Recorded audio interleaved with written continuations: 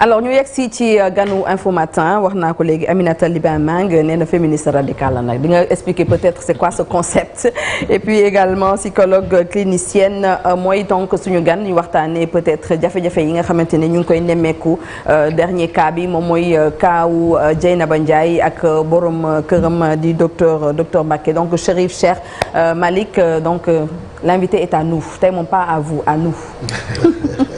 waaw ñu sant ko gërëm ko déjà ci teewaay bi li nga ko waxee noonu la li juriste naan question préjudicielle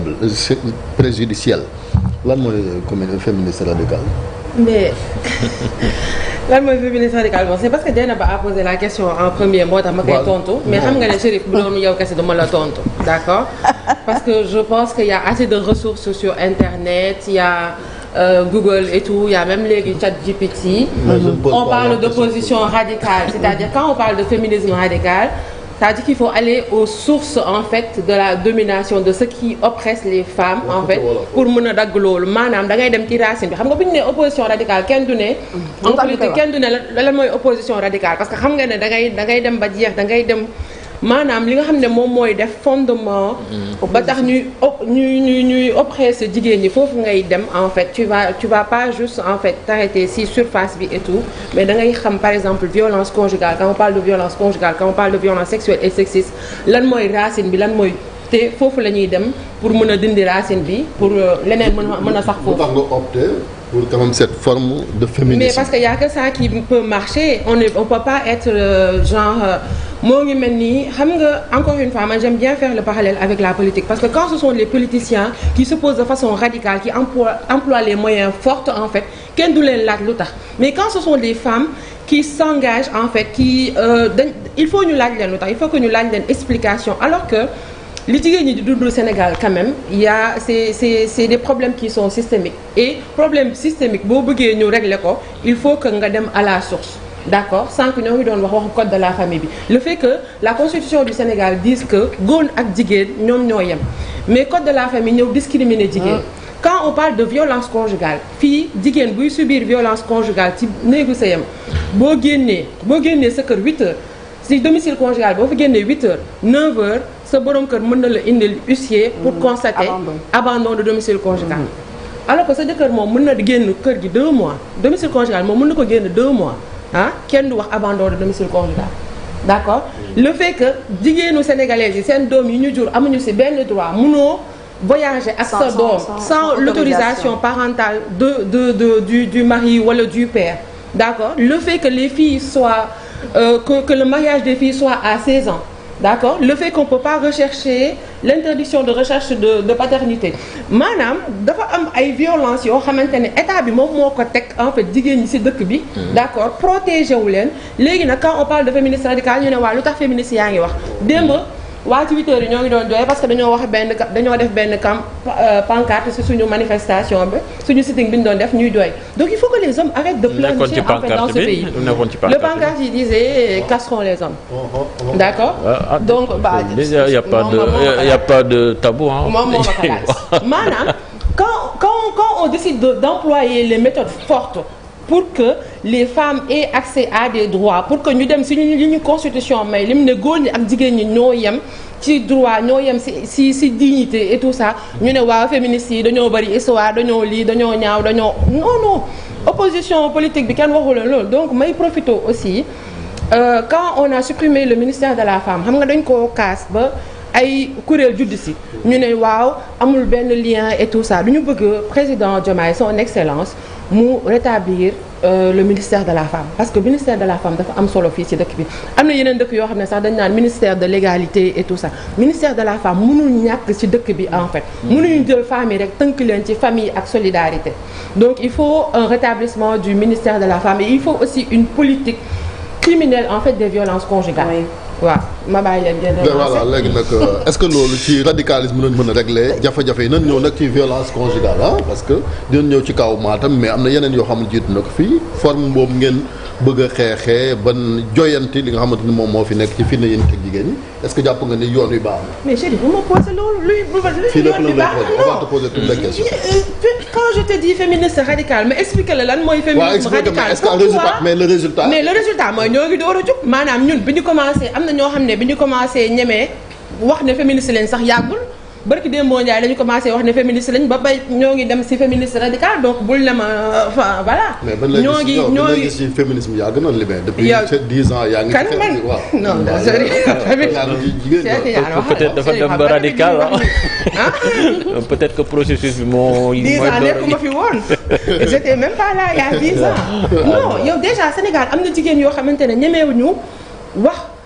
man féministe la on est d'accord Dieng donc mënuñu ñëw rek ne waaw féministe yi lan lañ def am na ñoo xamante ne depuis yeewi et tout il y avait une rupture et tout am na ñoo xam ne ñemewuñu taxaw wax ne féministe la donc stigmatisation boobu noonu déjà ñoo ngi koy dindi ndànk-ndànk et parmi féministes yi am na ñuy wax féministe radical lañ donc là nag on est en train de se mobiliser pour encore une fois aller à la source mais li ñu bëgg aussi mooy que stigmatisation féministe boobu noonu jeex fi mais action yi ngeen di def noonu ndax mi ngi commencé am ay fruits parce que bëri na violence yu doon am ci biir kër yi ñu koy nëppal ñu ci bari ñemewuñu woon génn wax ndax pesanteur sociale yi am ci réew mi mais dafa mel ni léegi les langues se délient nit ñi ñu ngi commencé di feeñ ndànk-ndànk ci toroxal bi ñu leen di toroxal. Les langues se délient ça dépend parce que man su ma gisee à chaque fois épisode de violence yi ñuy médiatiser y a souvent des problèmes maanaam ci démarche bi ci traitement médiatique bi ci ni ñuy gëmee survivante yi. si mots yu ñuy utiliser d'accord suñu ñëwaatee ci kaawu Dieynaba encore une fois ñuy demander vraiment ñu libérer ko parce que c'est une victime sa place n'est pas en prison d'accord c'est son bourreau qui doit être en prison te comme jàpp nañ ko démb ñoo ngi ñaan vraiment Dieynaba ñu libérer ko parce que c'est pas là-bas sa place. Même si ce qu'elle a fait quand même c'est puni par la loi. Ce qu'elle a fait est puni par la loi mais xam nga Dieynaba man damay ci suñu page collectif bi damay collecter ay articles yu bari qui parle de violence sexuelle qui parle aussi de diffusion de nu mu tuddati de collecte d'informations waaw mais xam nga wax ci mooy la justice ne peut pas être plus dure avec les victimes qu'avec les prédateurs est-ce que tu vois da ngay gis musuma gis man koo xamante ne si cas yooyu noonu te koo xamante ne diffusé wul sax loolu te de loolu daf ko jëloon pour sa sécurité comme monnaie d'échange d'accord c'est-à-dire quand on parle des violences conjugales dafa am benn cycle boo xamante ne dafay enfermer victime bi te victime bi parfois dafay jël ay moyens pour se défendre. Pour se défendre, d'accord donc loolu c'était pour se défendre donc justice bi aussi mën na war na réfléchir du traitement en fait des survivantes de violences conjugales. justice sax day dafa reconnaître légitime défense. mais voilà c'est ça donc musuñu tëj maanaam man j'ai vu ay articles yu bataille yoo xamante ne ay góor def nañ loolu te tëjuñu leen 3 mois.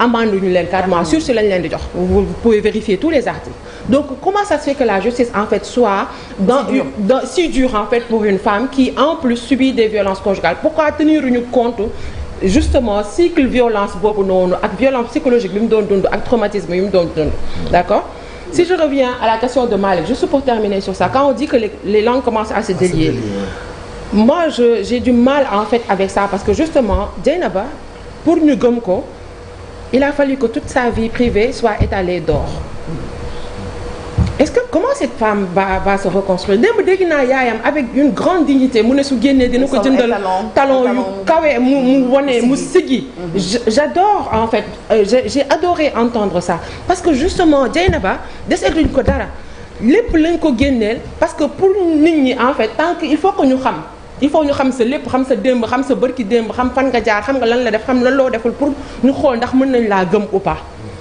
donc les langues pour man aller vont se délier su fekkee ne am nañ vraiment benn système boo xam ne ñoo ngi gëm en fait les survivants boo xam ne kenn du remettre en cause seen victime. les langues se délient léegi dénonciation yi mi ngi commencé di am parce que am na lu bëri dañ ko daan nëppal lu ci mel ni viol yi doon am si biir kër yi ci biir mbokk ñuy xool nuñ koy lijjantee ak yu ñu mel. mais léegi de plus en plus nit ñi ngi am fitu dem dénoncer ji ndax seen organisation yi ngeen di def ak éveil des consciences bi nga xam ne yéen a ngi koy exercer ci jigéen ñi.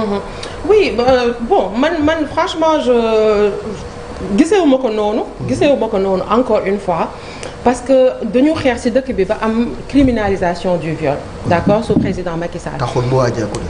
taxul taxul viol bi wàññeeku taxul violeurs yi ragal taxul en fait peine bi ñu leen prévoir woon ci criminalisation bi ñu def ko au contraire on voit que ne day am ay requalification des faits d'accord wala on va chercher en fait comment la victime est consentante pourquoi nanana donc maanaam li ñu doon xaar par exemple ci criminalisation du viol bi amul dans les faits dans la réalité on ne punit pas assez les violeurs les prédateurs dans ce pays parce que aussi encore une fois on peut pas juste criminaliser le viol en fait sans prendre en compte quels sont les mécanismes derrière d'où le féminisme radical moom moo lay tax nga xam en fait qu'est-ce qu'il y a derrière le viol en fait que le viol ce n'est pas de la sexualité c'est une forme de domination c'est l'homme en fait qui vient s'approprier en fait ton corps est-ce que tu vois loolu noonu yëpp moom mooy tax ñu xam ne nekkul criminalisation de viol bi rek moom mooy changer en fait il faut aussi changer les perceptions il faut aussi qu'il y ait un numéro par exemple dans ce pays on peut pas une femme qui est victime de violence conjugale sexuelle ne peut pas à part l'AJS l'État doit mettre en fait un numéro vert. Il y a le numéro 116 mais le numéro 116 il est pas opérationnel. Exactement c'était le 116. Voilà numéro 116 boobu. Mais il faut que le 116 soit opérationnel il faut aussi des centres d'hébergement d'urgence parce que am na ñoo xamante ne mënuñu génn seen kër yi parce que amuñu feneen fu ñu dem.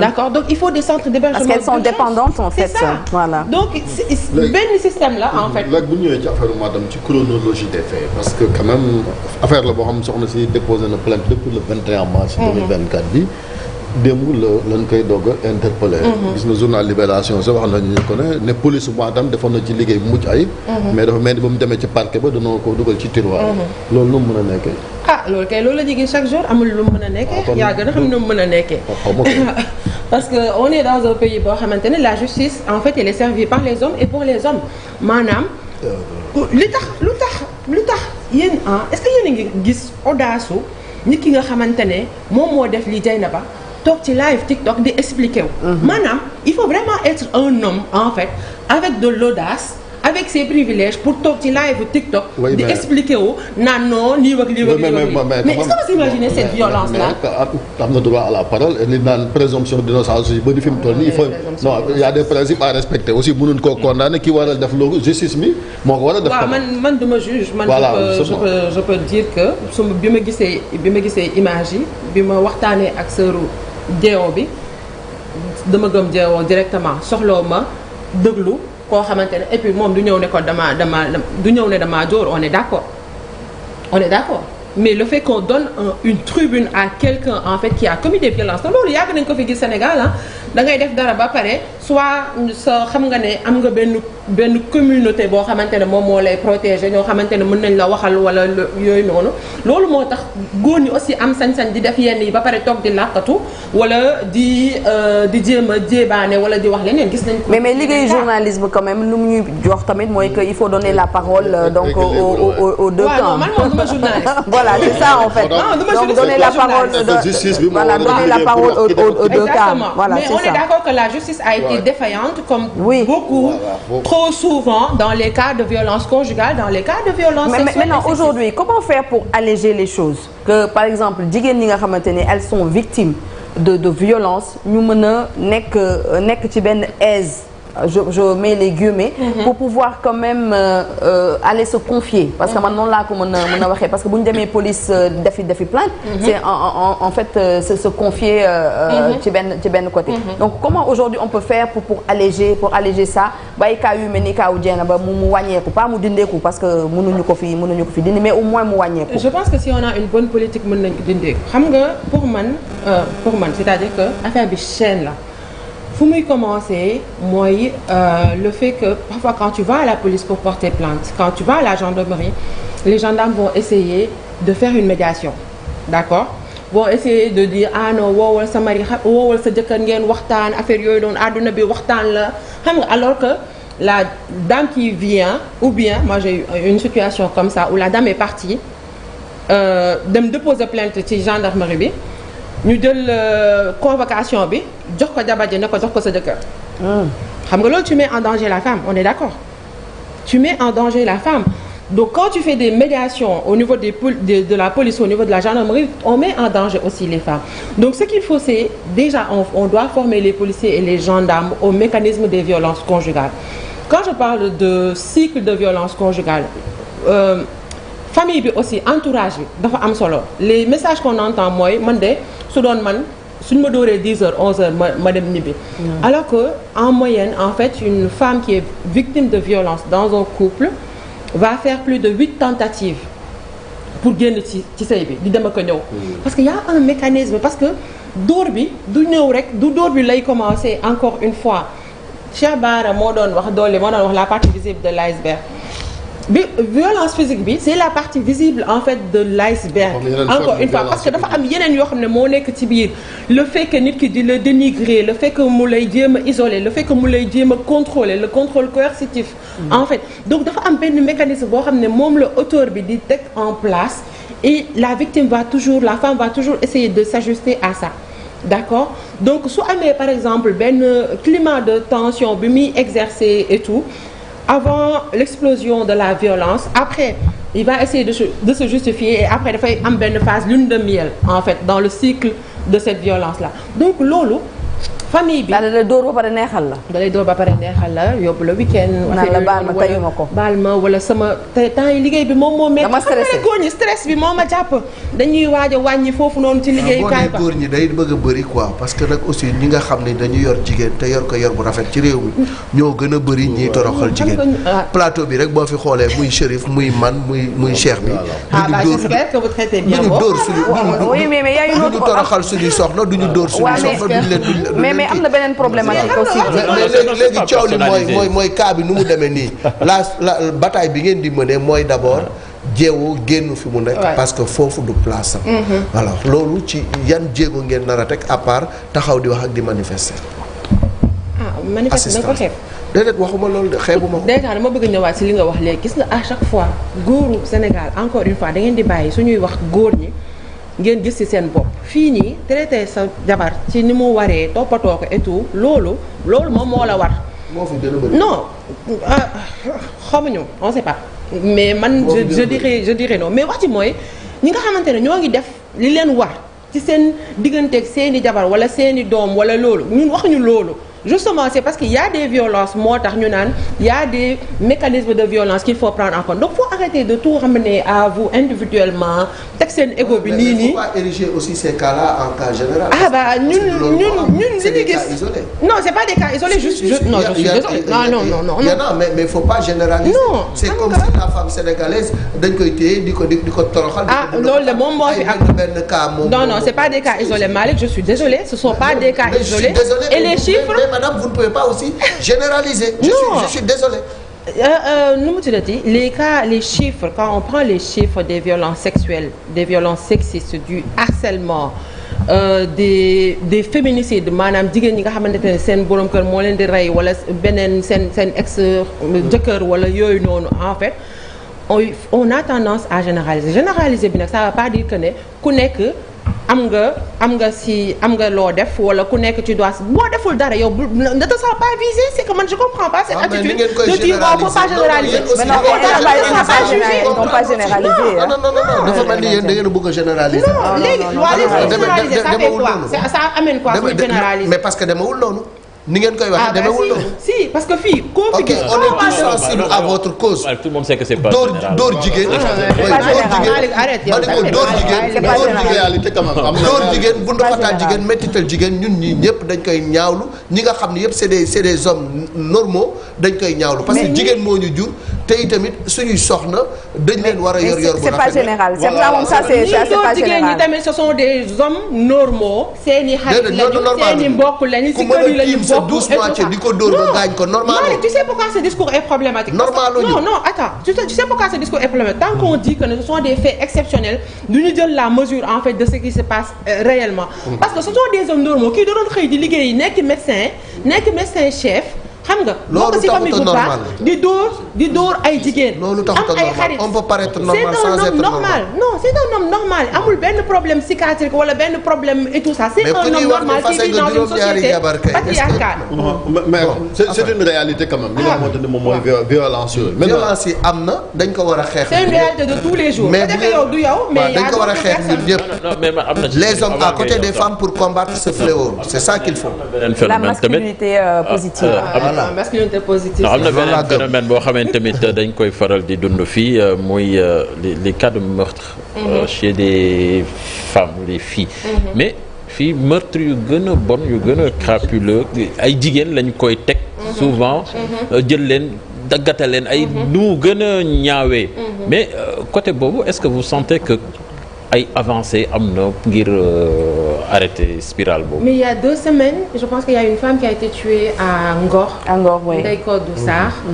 Et ce qui m'a choqué c'est que au début on lisait des articles yoo xamante ne il y avait pas d'identité on dit juste une femme a été tuée à Ngor. donc il a fallu attendre quelques jours pour am tur bi que ne Ndeye Codou la tudd.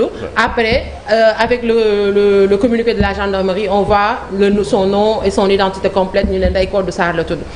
donc loolu moo tax quand je parle de partie visible de l'iceberg c'est-à-dire que féminicide yooyu noonu dafa am fu mu jugee. Quand on dit, ok, quand les hommes disent ouais, ce n'est pas tous les hommes et tout ça, mais filles, les hommes en fait ont reçu une socialisation pour xamante c'est différent, d'accord, de socialisation des femmes. Le fait qu'on fasse des blagues sexistes par exemple, le fait qu'il y ait du harcèlement de rue, le fait qu'on dévalorise en fait les femmes et tout ça, loolu noonu yëpp dafa nekk ci bokk ci benn continuité de violence buy arriver jusqu'au meurtre qui en fait exprime la haine des femmes. D'accord? Donc moi je veux bien qu'on me dise parce que cette histoire-là boobu d'après ki liñ ci jot a xam c'est un cas de viol qui a abouti au meurtre. Qui a abouti au meurtre justement. Parce que déjà ça a commencé par consentement liñ ko waxee ñu dem ba ci biir ñu ne ko mu bañ waa ji forcé et ça a fini en meurtre. Non, c'est une histoire sordide et justement on voit qu'il y a des catégories de femmes encore une fois qui sont exposées, par exemple comme les travailleuses du sexe, alors que c'est un travail qui est légal fini au Sénégal, mais il n'y a pas forcément de protection en fait des travailleuses du sexe et du coup elles sont très exposées et parfois même pour aller à la police pour dénoncer pour voilà dañ leen di ñàkkal fayda dañ leen di tuutal ba duñu ñemee en fait dem ci institution judiciaire yi. mais la question de Malick sur un peu nag ngeen nar a continuer le combat. Voilà parce que tey le Amina plus sa wax aussi important voilà. et le plus urgent mooy jéego génn fu mu nekk. Voilà c'est ça. Parce que sa place c'est déjà auprès de sa famille. Sa place c'est dem hôpital ñu faj ko. Et sur le plan psychologique aussi mu am suivi. Comme ñu mel ni yow. loolu la soxla et non pas ñu koy tëj. lan mooy kii bi. waaw xam nga y a déjà le pôle d'avocat ñu ngi def liggéey bu am solo. ñun nag en fait keroog def nañ fi benn sitting boo xamante ne c'était même pas prévu mais c'était pour marquer le coup en fait pour alerter sur la situation de Diéwo. Il y a une grande mobilisation sur les réseaux sociaux. Et c'est dommage que voilà pour qu'on prenne la vie des femmes au sérieux que ñëpp war a mobiliser wu ñëpp war a taxaw et tout ça encore une fois c'est vraiment dommage mais ñun li ñu bëgg li ñuy def mooy avocats yi ñoo ngi def seen liggéey ñun li ñu mën mooy continuer militer continuer wax ko fépp mais aussi ñaan en fait parce que encore une fois il y a les autorités judiciaires en fait dans ce pays il y a le président aussi de la République et on voudrait aussi qu'il soit plus sensible aux questions des femmes maanaam bu dara amee ba ñëpp di ko waxtaanee moom aussi mu génn may ñu benn tweet bu ndaw sax ne waaw soutien aux femmes et tout ça loolu je pense que dina si baax mu yokk waaw donc ñoo ngi ñaan daal Diéwo ñu génne ko parce que encore une fois Diéwo ne doit pas passer une nuit de plus en prison. Ce n'est pas sa place là-bas donc nañ ñu dimbali ñu génne Dieynaba mu dellu si ay mbokkam daal di faju daal di toppatoo boppam pour aussi mën a rebondiraat. Chérif man benn peut-être kii parce que des cas de Dieynaba y en a. Mais aujourd'hui aussi du ñu toog fii te du ñu wax également peut-être beneen responsabilité bi nga xamante ne aussi jigéen ñi am nañ ko pour énerver góor ñi parce que franchement Aminata, voilà, il faut aussi qu'on se dise les choses. Il y a également, on ne généralise pas, mais il y a également des femmes qui poussent également. Pourtant, émission, c'était bien parti. Oui, mais non, mais il faut aussi qu'on se dise la vérité. C'était bien parti. Non, mais il faut, non, mais Aminata, il faut aussi qu'on se dise la vérité, parce que cette violence-là également, il y a des hommes qui sont en train de subir ça. Il y a des femmes qui y tech. Ah oui, c'est la vérité. Moi, il y a des hommes. Non, on est toujours alliés. Non, on est toujours alliés. On est toujours alliés parce que dama contre tout ce qui est violence. xeetu violence fu mu munti jógee. Voilà baaxul pour man baax na damay xëy di ree damay ree rek man parce que man pour man la paix du cœur n'a pas de prix.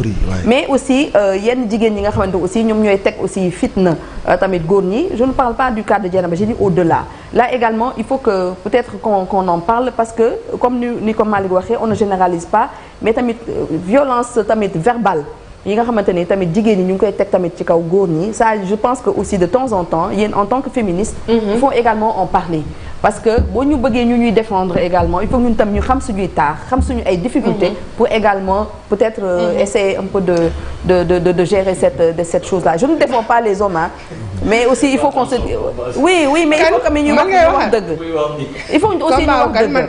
Non, moi je suis très à l'aise avec ça. Oui, il faut ñu wax dëgg aussi. Non, parce que xam nga lu tax discours bi dama koy dégg souvent. Mais xam nga moo ngi mel ni il faut dissocier deux choses. Il faut dissocier violence conjugale par exemple ak benn conflit conjugal. Xam nga quand on prend encore une fois les chiffres, man je pense qu'il y a pas plus éloquent que les chiffres des violences conjugales. Ce sont les femmes qui meurent sous les coups des hommes, sous les coups de leur mari, sous les coups de leur ex-mari. Et que souvent jigéen ñi violence bi ñuy teg góor ñi en fait c'est en réaction à de la violence que ñoom elles-mêmes elles subissent en fait dans ce foyer-là dans ce couple. D'accord maanaam nekkul et puis on peut pas mettre sur la balance, je suis désolée, le fait que les femmes soient tuées, le fait que les femmes soient violées, le fait que les femmes en fait soient privées parfois de leurs droits économiquement et tout ça wala nga xëy suba nit ki ne la joxuma dépense par exemple nga xëy suba sa jëkkër xam nga ne yor nga xam na ne par exemple moom am na ay gel sax yu muy nourrir ci mbedd mi mais yéen yow la jox 2000 francs pour dépense mais kooku boo ko waxee yenn baat ay affaire baat yu sew loolu du dara loolu du violence da nga répondre on est d'accord chérie. C'est d'accord. Non, moi, je suis pas là pour être d'accord, mais en fait, merci. il faut bëgg a ñëw libère. Parce que sànq da nga am benn point boo touché muy par rapport au ministère de la femme. Parce que lii yëpp dafa am lu bëri lu nga xamante nii tamit. mooy indi lu ni mel mooy. L'autonomie des femmes, la condition de la femme. Exactement. Parce que tey jigéen ñi war nañ leen mettre dans des conditions telles que dépendance bu métti boobu nga xam ne mooy waral parfois ñu lay teg yenn yi voilà mooy indi tension yi je pense que combat bi aussi war nañ ko mën a ci côté boobu et non pas tout le temps rek di réagir par rapport ak violence bu ñu def jigéen ñi mais bu jigéen ñi amee autonomie mënal seen bopp du ñu dépendre totalement ci góor bi dina am lu bëri lu mu régler quoi. ko bàyyi tontu bu ñagas dina am lu bëri lu mu réglé donc loolu aussi c'est une bataille qu'il faut mener. Non ça je suis très parce que ministère de la femme warul mën a ñàkk ci réew. Non mais est-ce que les causes sont seulement économiques quoi parce que bu nga waxee loolu day mel ni violence parce que voilà am na soxna yoo xam voilà mais l'une des causes principales maanaam mooy que on est dans une société boo xamante ne c'est une société profondément patriarcale profondément misogyne. Une société qui déteste profondément les femmes encore une fois et que bu ñu la demee. Je suis pas d'accord. On déteste pas la femme. Tu peux pas être d'accord Malick. waaw Malick bàyyi ko mu yegg. waaye li muy wax nii dafa garaaw.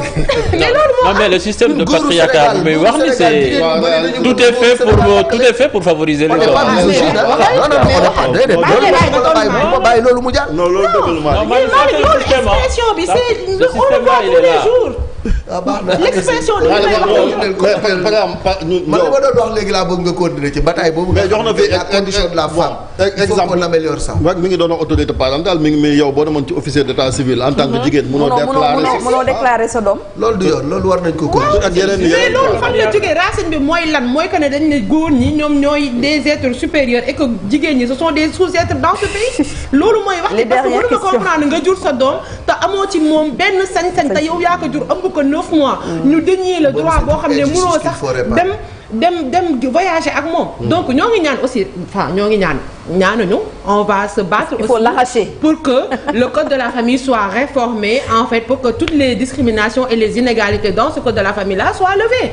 D'accord donc ministère de la femme bi aussi j'espère que vraiment que dinañ ko rétablir et que le président de la République dina xam ne on a besoin d'un ministère de la femme maa ngi gis ministre bi ce serait bien aussi que ñoom ñuy réagir suñu amee situation yi muy dem et distribuer de l'argent et tout ça alors que justement la pauvreté des femmes en fait elle a encore des causes profondes du ñu doon jox leen 100 000 francs rek moo tax ñu siy génn il faut aussi beaucoup de choses le fait que parfois les filles soient obligées d'aller se marier à 16 ans au lieu de poursuivre leurs études et tout ça loolu noonu yëpp ay causes profondes la yoo xam ne dafay maintenir la situation des femmes. Mais dernière question. Oui, Chérif. pour le cas du docteur aussi parce qu'on a cité des présumés complices dont des femmes.